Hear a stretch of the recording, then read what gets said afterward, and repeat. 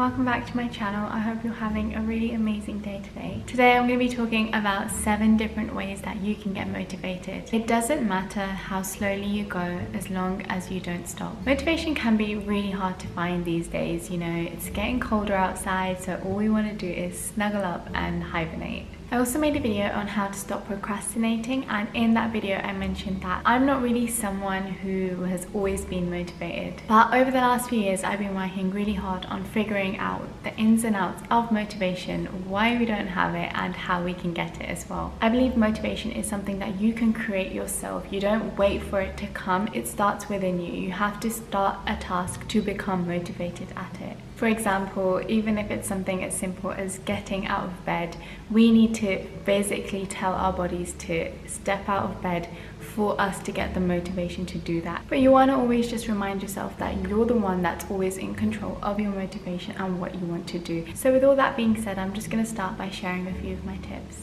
Number 1 is always remind yourself why. Remind yourself of your purpose. Why do you want to do a certain thing? Whether it's yoga, going to the gym, studying a new course, reading a book, learning a new language, whatever it is, remind yourself of your why. And you can do this by creating a vivid vision of your goals. You could either write this in your journal, have like a manifestation journal, or you could create a vision board. We all know that we want something bigger. We all know we want to improve our lives in any way we can. So just remind yourself of that and let your imagination go wild when it comes to thinking about your dream life, and put that in a vision board and put that in your journal, just so you have that constant reminder of why you want to do every single thing that you choose to do every day.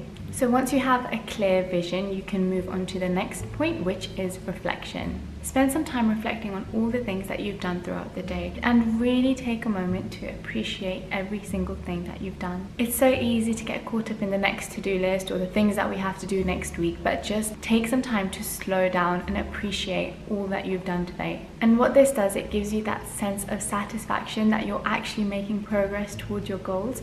For example, if you have a goal to drink water every single day, if you don't track it or you don't reflect on how much water you've drank, you don't really have anything to go by for the next day. Whereas if you know that, okay, today I've had 1.5 liters, you then have that constant reminder to drink 2 liters tomorrow. Number 3 is to remove distractions. Going back to the first point, when you know your purpose and you have a clear vision of the life that you want to achieve, you should know how important it is. So if something is important, it has a lot of value to it, so you should give that thing 100% of your attention. We have so many different things in our lives that can distract us. We can even just stare out the window for half an hour. So put yourself in a space where you can actually focus. Unplug the TV, turn off the Wi-Fi, put your phone in another room, tell everybody around you not to let you do anything for a whole hour or until you've completed a certain task, and then move on. Remind yourself of how important what you're doing is and don't stop until it's done. And the next point is to also take it slow. So as important as it is to give 100% to all of the activities and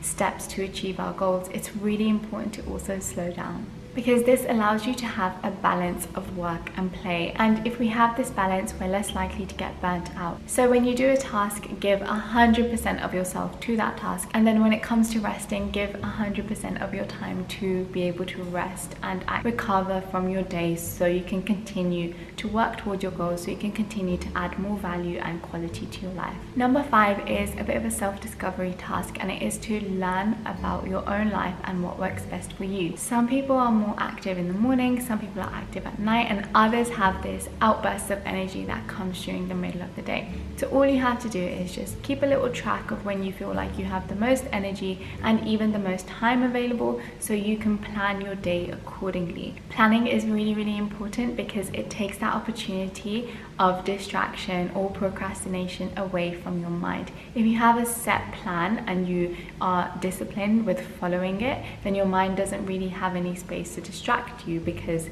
the plan is already made. So your mind doesn't have to make a decision. It doesn't have to think, oh, should I go to the gym or should I just stay at home and watch Netflix? But if you give your mind the opportunity to make a decision, then it can be very easy to just be a little bit lazy and start to procrastinate. The next point is to surround yourself with motivation. This could be anything from unfollowing people who don't motivate you and following people who do motivate you. It is really time to let go of all of those people who hold you back.